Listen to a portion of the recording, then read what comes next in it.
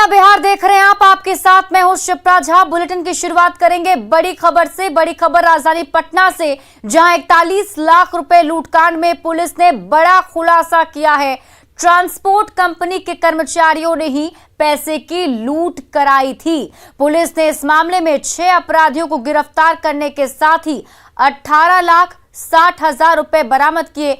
15 नवंबर को पूर्व मंत्री वीणा शाही की ट्रांसपोर्ट कंपनी के कर्मचारियों से 41 लाख रुपए की लूट हुई थी, लेकिन पुलिस की जांच में पता चला कि इस लूटकांड में कंपनी के स्टाफ चंदन और संजीव ही मुख्य रूप से शामिल थे। लूट की राशि में हिस्सा तय कर अपराधियों के साथ मिलकर लूटकांड को अंजाम दिया गया था। 6 लोगों को गिरफ्तार किया है और लूट का जो पैसा विभाजित हुआ था, चूंकि 6 मुख्य अपराधकर्मी थे तो 6 हिस्से में बंटना था। 40 लाख रुपए का 6 हिस्सा करिए तो लगभग 6.5 लाख रुपए सबके हिस्से आता है। उस हिसाब से सबको 6.5 मिलना था। तो दिलीप का, सुजीत का और रवि का, मैं आपको बताऊंगा और भी नाम, इन लोगों का 6.5 लाख रुपए हम लोग को बरामद हो गया। चूंकि चंदन और संजीव ने सेट किया था, संजीव ने जिस सेट किया था जिस ए नाम के अपराधी को, वही वो 4 अपराधकर्मी जिन्होंने लूटा था उसमें एक मेंबर था। और ये लोग तो घर में बंद हो गए थे, पुलिस की हिरासत में थे, तो वो 20 लाख रुपए उसके पास रह गया, जिसकी वजह से वो बट नहीं पाया। और बड़ी एक और खबर पटना से, जहां पुलिस ने हाई प्रोफाइल डॉक्टर की पत्नी हत्याकांड का खुलासा कर दिया है। 4 लाख की सुपारी देकर रिमझिम चतुर्वेदी की हत्या कराई गई थी और ये हत्या किसी और ने नहीं, रिमझिम के जान पहचान के युवक रोहित ने कराई थी। पुलिस ने इस मामले में 6 अपराधियों को गिरफ्तार किया है। एसएसपी उपेंद्र शर्मा ने बताया कि डॉक्टर की पत्नी रिमझिम चतुर्वेदी झाड़ फूंक में विश्वास करती थी और उसके संपर्क में आए मुजफ्फरपुर के रोहित ने शुरुआती दौर में झाड़ फूंक का सहारा लेकर अपना काम निकाला, लेकिन बाद में वो झाड़ फूंक से पीछा छुड़ाना चाह रहा था, जिसके लिए रिमझिम तैयार नहीं थी। जिसके बाद रोहित ने साजिश के तहत नौबतपुर में एक जमीन दिखाने के बहाने रिमझिम को वहां ले जाकर उसकी हत्या करवा दी। शूटर को सुपारी के लिए दिया गया पैसा भी रिमझिम से सूद पर लिया गया था। पूरे घटनाक्रम में 6 पात्र हैं। रोहित, जिनके साथ रिमझिम का संबंध था, ड्यू टू, अब समझिए कि इसको रिलीजियस ट्रीटमेंट कहा जाए या अपने डिप्रेशन को दूर करने का तरीका कहा जाए, उस वजह से कमल, सूरज, पवन, रंजीत और राहुल यादव। घटना ऐसे होती है कि ये जब सब कुछ सेट हो जाता है, तब जो पैसा शूटर को दिया जाएगा वो कहाँ से आएगा, तो जो रिमझिम थी वो पैसे का सूद लेन देन का भी काम करती थी। वो कम पैसे में मार्केट से पैसा उठाती थी, ज़्यादा रेट में वो पैसा अपने दूसरे क्लाइंट को देती थी और इंटरेस्ट से वो कमाती थी। तो ये रोहित ने 4 लाख रुपए उन्हीं से लिया। अब इसको ये अपने आप में आश्चर्यजनक है, लेकिन उन्हीं से 4 लाख रुपया लिया 15% इंटरेस्ट पे। वो मार्केट से 2 या 3% उठाती थी और उस पैसे को सुपारी के रूप में इस्तेमाल किया और वो पैसा सुपारी किलर्स को दिया गया। प्रैक्टिकली और थियोरेटिकली सुपारी किलिंग है, लेकिन किलिंग के टाइम पे और भी लोग इसमें मौजूद है मौके पे। शराबबंदी पर सबसे बड़ी शपथ के ठीक एक दिन बाद पूर्णिया पुलिस ने शराब सिंडिकेट के एक बड़े माफिया को धर दबोचा। इस शराब कारोबारी के तार झारखंड और पश्चिम बंगाल के अलावा नॉर्थ ईस्ट के कई राज्यों से जुड़े हुए हैं। सिंडिकेट कैसे काम करता था, कहां-कहां तक नेटवर्क के तार फैले थे, ये सब कुछ जानिए इस रिपोर्ट में। ये है बंगाल का बड़ा शराब माफिया मुर्शीद आलम, जिसे बिहार के पूर्णिया से गिरफ्तार किया गया है। बिहार पुलिस ने बड़ी कार्रवाई करते हुए बंगाल के बड़े शराब माफिया मुर्शीद आलम को दबोचा है, जिसके पास से एक पिस्तौल और 10 गोलियां भी बरामद हुई हैं। बिहार के कम से कम 15 जिलों में यह नकली और अवैध विदेशी शराब की सप्लाई करता था। इनके ऊपर 25 से 30 केस अब तक सामने आए हैं, जबकि कई अन्य जिलों में भी इनके ऊपर प्राथमिकी दर्ज है। पकड़ा गया शराब माफिया मुर्शीद का सिंडिकेट कैसे काम करता था, उसके लिए उसे कितने पैसे मिलते थे, ये सब कुछ आप मुर्शीद की जुबानी सुनिए। डालकोला में तुमको स्प्रिट कौन कौन लोग भेजता है?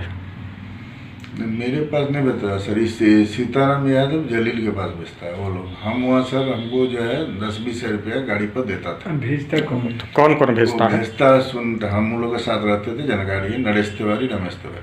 सर नरेश तिवारी और रमेश तिवारी। हाँ सर। नरेश तिवारी और रमेश तिवारी हाँ। स्प्रिट कहाँ से लाता है?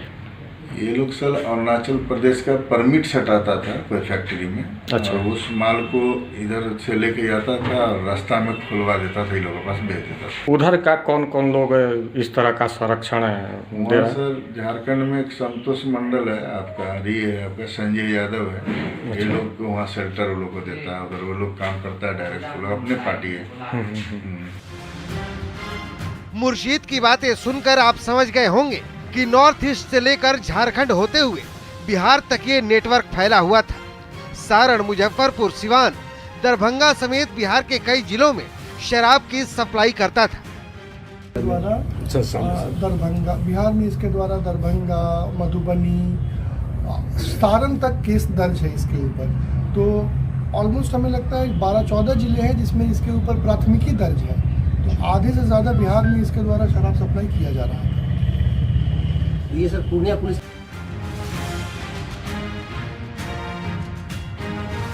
जाहिर है नीतीश कुमार की सख्ती के बाद पुलिस एक्शन में है और बड़ी बड़ी मछलियां पकड़ी जा रही हैं। पटना से न्यूज 18 के लिए संजय कुमार के साथ पूर्णिया से कुमार प्रवीण की रिपोर्ट। खबर पटना से है, जहां पूर्व एमएलसी और श्रीराम जन्मभूमि न्यास समिति के सदस्य कामेश्वर चौपाल की 11 साल की नातिन गायब हो गई है। बेऊर थाना में अपहरण का मामला दर्ज किया गया। मधुबनी के परमानंदपुर गांव के रहने वाले धनेश्वर चौपाल की बेटी सुमन अपने नाना कामेश्वर चौपाल के बेऊर के न्यू महावीर कॉलोनी स्थित घर में रह रही थी। कामेश्वर चौपाल ने सरकार की तरफ से लगाए गए 8 सीसीटीवी कैमरे बंद होने को लेकर नाराजगी जाहिर की है।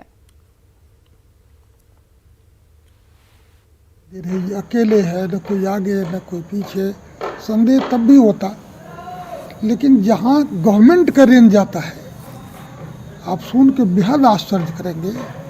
बेऊर जेल के आगे जहाँ से टर्न लेते हैं आप, बेऊर मोड़ कहते हैं, वहाँ 8 सीसीटीवी कैमरे हैं गवर्नमेंट का।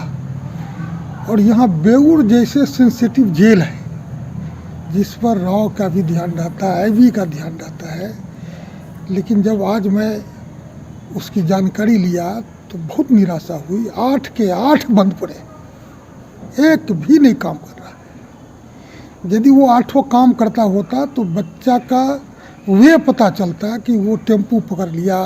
संभवतः वो रास्ता भटक गई है और थोड़ा सा घर से ज़्यादा दूर निकल गई तो घर अभी तक वापस नहीं आई। इस संबंध में बेऊर थाना में एक मिसिंग का कांड भी अंकित किया गया है जो 525/21 है और बच्ची को हम लोग खोजने का काफ़ी प्रयास कर रहे हैं। सीसीटीवी फुटेज भी खंगाला गया है जिसमें बच्ची बेऊर मोड़ तक दिखाई दे रही है। पटना पुलिस ने फर्जी एसटीएफ जवान को गिरफ्तार किया है। नदी थाना पुलिस ने छापेमारी कर फर्जी जवान को गिरफ्तार किया। पुलिस ने आरोपी के पास से एक पिस्टल, 10 जिंदा कारतूस के साथ पुलिस लिखा हुआ बाइक के साथ कमांडो की वर्दी भी बरामद की है। गिरफ्तार युवक की पहचान बिहटा के नेवरा निवासी मनीष कुमार के रूप में हुई।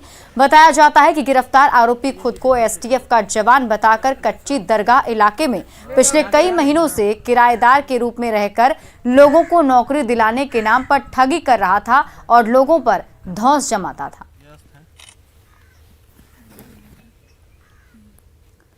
मधुबनी से बड़ी खबर आपको बता रहे हैं। लौकही में पंचायत चुनाव से पहले गोलीबारी हुई है। बड़ी खबर आपको मधुबनी से बता रहे हैं, जहां लौकही में पंचायत चुनाव से पहले गोलीबारी हुई।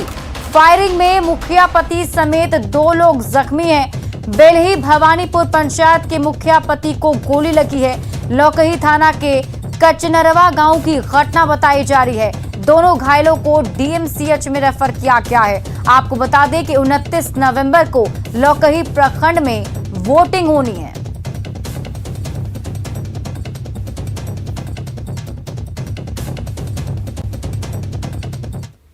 शिक्षा मंत्री विजय चौधरी ने कहा है कि पंचायत चुनाव के बाद शिक्षकों की नियुक्ति की प्रक्रिया शुरू हो जाएगी। उन्होंने 29 नवंबर से आंदोलन का ऐलान करने वाले शिक्षक अभ्यर्थियों को लेकर कहा कि उन्हें सब पता है कि सरकार कैसे कानूनी अड़चन दूर पर नियुक्ति प्रक्रिया में लगी हुई है। कुछ लोग उन्हें गुमराह कर रहे हैं, लेकिन उन्हें गुमराह नहीं होना चाहिए। हर हाल में चुनाव बाद नियुक्ति प्रक्रिया शुरू हो जाएगी। सुनिए हमारे संवाददाता रजनीश से बातचीत में उन्होंने क्या कुछ कहा। नए साल की शुरुआत में सौगात देंगे आप नियुक्ति पत्र का? बिल्कुल, नए साल हम लोग तो चाहते हैं नए साल क्या उससे भी पहले दे दें, लेकिन बस है कि चुनाव प्रक्रिया समाप्त हो जाए, हमारे जो शेष नियोजन इकाई हैं वो प्रक्रिया पूरी कर ले, फिर हम तो जल्द से जल्द देने के पक्षधर हैं। और हमें ये लगता है कि जो हमारे इस तरह के अभ्यर्थी हैं, हम आपके माध्यम से उनसे ये अपील भी करना चाहते हैं कि इन सब तरह की बातों के शिकार वो न बने, क्योंकि कोई परिस्थिति में तो परिवर्तन आया नहीं है। हम लोग पिछले 1.5-2 महीने से बता रहे हैं कि भाई ये चुनाव की प्रक्रिया समाप्त होगी, फिर नियुक्ति की प्रक्रिया प्रारंभ होगी।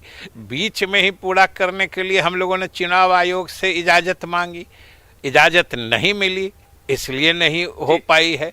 तो इस बीच में इस सब तरह की बातें वो किसी के फेरे में गुमराह न हो। बिहार के विश्वविद्यालय में वीसी विवाद को लेकर बिहार सरकार के शिक्षा मंत्री विजय चौधरी ने राज्यपाल फागू चौहान से मुलाकात की। मुलाकात के बाद शिक्षा मंत्री विजय चौधरी ने कहा कि बिहार के सभी विश्वविद्यालय में भ्रष्टाचार से जुड़े मामले की जांच होगी और कोई भी दोषियों को बख्शा नहीं जाएगा। साथ ही उन्होंने ये भी कहा कि राज्यपाल फागू चौहान ने भी जांच कर कार्रवाई का भरोसा दिया है।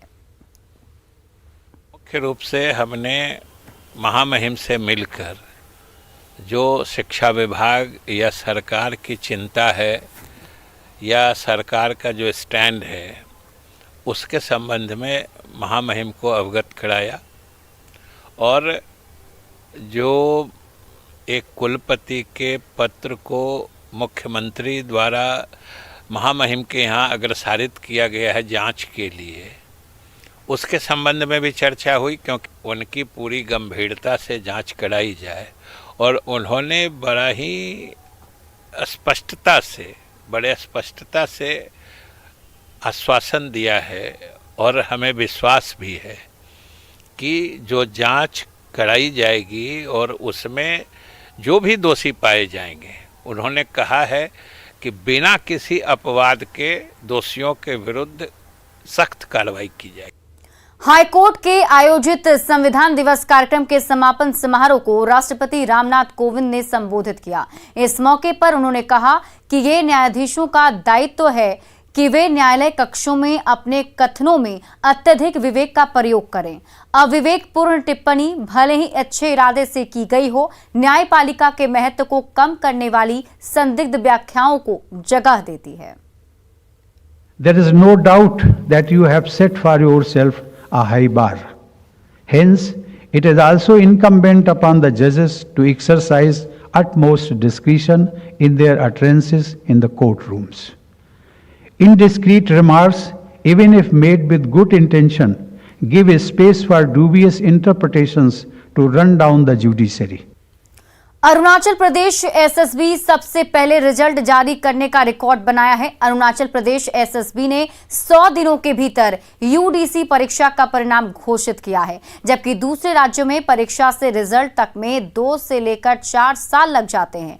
यूडीसी परीक्षा में बिहार के भी बड़ी संख्या में छात्र शामिल हुए थे। समस्तीपुर के रहने वाले आईएएस अधिकारी संतोष कुमार अरुणाचल प्रदेश एसएसबी के सचिव और परीक्षा नियंत्रक हैं।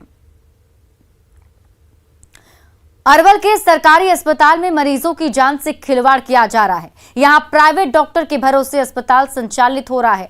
अरवल के करपी अस्पताल में बंध्याकरण शिविर का आयोजन किया गया था। शिविर में चिकित्सा पदाधिकारी के मिलीभगत से प्राइवेट डॉक्टर से करीब 18 महिलाओं का बंध्याकरण किया गया।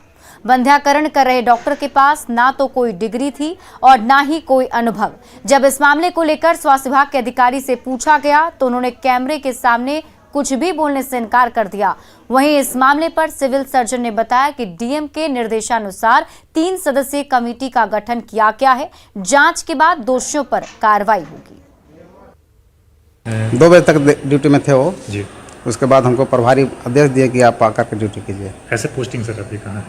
ऐसे पोस्टिंग हमारी एडिशनल सर तेलपा है। सर तेलपा है जी। किनके सर आदेश से हो रही है सर आपकी ड्यूटी आप कर रहे हैं? प्रभारी के आदेश है।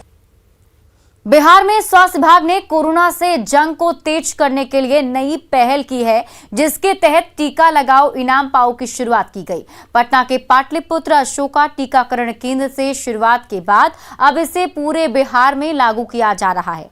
पटना में टीका के दूसरे डोज को लेकर लोगों को प्रेरित करने के लिए दिवाली से पहले ये पहल की गई थी। जायजा लिया हमारी संवाददाता रितु रोहिणी ने। कोविड के दूसरे डोज को लेकर के बिहार सरकार ने एक नई पहल की शुरुआत की है। इस पहल में आपको कोविड वैक्सीनेशन लेने सेंटर पे आना है और साथ में इनाम वापस लेकर जाना है। इस पहल की जो शुरुआत है वो पटना के पाटलिपुत्रा टीकाकरण केंद्र से हुई थी और इस वक्त मैं पाटलिपुत्रा टीकाकरण केंद्र पर ही हूँ और आप देख सकते हैं किस तरीके से इस केंद्र पर जो 6 नवंबर को जिला अधिकारी द्वारा इस लकी ड्रॉ की अनाउंसमेंट हुई थी, उसके बाद 8 से लेकर के 26 नवंबर तक लकी ड्रॉ का पूरा प्रोसेस चला है और कल जो है यानी कि 28 नवंबर को जिला अधिकारी द्वारा लकी ड्रॉ को इनाम दिया जाएगा। इनाम के रूप में पहले प्राइज़ के रूप में बजाज पल्सर और या फिर महिला अगर कोई आती है पहले पोजीशन पे तो उनको होंडा एक्टिवा, दूसरे प्राइज़ के लिए 32 इंच की LED टीवी, वही तीसरे प्राइज़ के लिए मोबाइल फ़ोन्स और कंसोलेशन प्राइज़ भी मिलेगा जिसमें आप प्रेशर कुकर दिया जाएगा। इसके साथ साथ आप देख सकते हैं कि किस तरीके से तैयारियां जो हैं वो बिल्कुल जोरों शोरों से चल रही है। 6 नवंबर को जैसे जिला पदाधिकारी सर के द्वारा बताया गया था कि यहाँ पे बिहार में जितने भी लोग सेकेंड डोज का ड्यू हैं वो अगर समय सीमा के अंदर मतलब 26 नवंबर का अंदर ले लेते हैं तो उन्हीं में से विजेता को अवार्ड दिया जाएगा ताकि लोगों में एक जागरूकता है और जो सेकेंड डोज को जो लोग नहीं ले रहे थे उसको बढ़ावा देने के लिए एक पहल था। तो उसी के तहत कल 28 तारीख को 11 बजे यहाँ पे जिला पदाधिकारी महोदय के साथ सारे प्रशासन का टीम भी रहेंगे और उन्हीं के सम्मुख ये लॉटरी होगा जो सब पूरा कंप्यूटराइज है और उसमें कोई आपका अलग से कोई कूपन वगैरह का व्यवस्था नहीं है। जो वैक्सीन ले रहे हैं, जो आधार कार्ड का जो 4 डिजिट का नंबर है और मोबाइल नंबर पे उसी आधार पे सबके सम्मुख इसका कंप्यूटराइज तरीके से इसको विजेता को चुना जाएगा। और आप देख सकते हैं किस तरीके से उस नई पहल के बाद से एक बार फिर से टीका केंद्रों पर चहल पहल दिखाई पड़ने लगी है। एक बार फिर से लोग जो हैं वो टीका केंद्रों पर आने लगे हैं। हमारे साथ यहाँ पे कुछ लोग मौजूद हैं, आइए बात करते हैं किस तरीके से वो इस नई पहल को देख रहे हैं। सेकेंड डोज लेने के लिए आए? सेकेंड डोज लेने के लिए? सेकेंड डोज लेने के लिए। कैसी पहल है? सरकार ने जो एक नई पहल लाई है टीका लगाओ और इनाम पाओ, जो पहले केयर नहीं कर रहे थे उसको पढ़ने के बाद उत्साह हुआ कि भाई चलो टीका लगा लेते इनाम भी पाएंगे, दोनों पाल करेंगे और चले आए। मेरे को तो पता नहीं था कि यहाँ पे इनाम का भी कोई नियम है। मैं तो सेकेंड डोज चूँकि अभी विदेशों में बढ़ रही है सेकेंड डोज, जर्मन साइड में, रशिया साइड में, इसलिए लगा कि मैं कंप्लीट कर लेता हूँ, लेथार्जिक नहीं होना चाहिए, इसलिए मैंने लिया। एक बार फिर से वो कोविड वैक्सीनेशन के लिए टीका केंद्रों पर भीड़ उमड़ने लगी है। हमारे सभी दर्शकों से हम आग्रह करेंगे कि वो भी टीका केंद्रों पर आकर कोविड वैक्सीनेशन लें और इनाम लेकर जाए। कैमरामैन मनीष के साथ ऋतु रोहिणी की रिपोर्ट, पटना। दिल्ली के प्रगति मैदान में आयोजित अंतर्राष्ट्रीय व्यापार मेले के अंतिम दिन बिहार को 2 कैटेगरी में गोल्ड अवार्ड से सम्मानित किया गया। बिहार को बेस्ट पवेलियन की कैटेगरी में पहला गोल्ड अवार्ड मिला, जबकि दूसरा गोल्ड पार्टनर स्टेट की कैटेगरी में मिला है। केंद्रीय अल्पसंख्यक मामलों के मंत्री मुख्तार अब्बास नकवी ने यह अवार्ड दिया।